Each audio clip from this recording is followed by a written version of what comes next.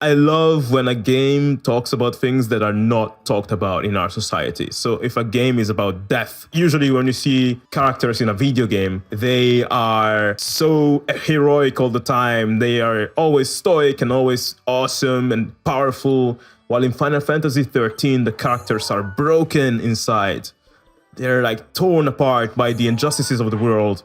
And despite being the good guys, the whole world is against them. So there's like hatred, racism, depression, and despair, and all those feelings that we don't talk about as much as we should. And that game talks about them in such a vulnerable and realistic way through the stories of those characters that you see, which are not heroic.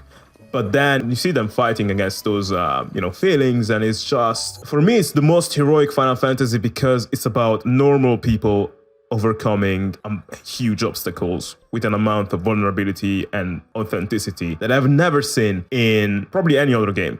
So I love it when it happens like that. So I hope this new Zelda game is going to be about very vulnerable stuff, like death, despair, or something like this. Breath of the Wild is already like that, because what you see right now, like this, landscape, this is a world that has been tainted by, eternal darkness for 100 years. And, this is the aftermath of an apocalypse, basically. It sounds awesome and it looks sunny and everything, but when you hear the characters, like the non-playable characters, talk about their stories, about the world they left behind and stuff like that, it's very interesting. There's a degree of darkness which is very soft, but you can really feel it. But I would love for the new Zelda to make you feel that in a way that you cannot ignore it. So yeah, that's the kind of games I like as well.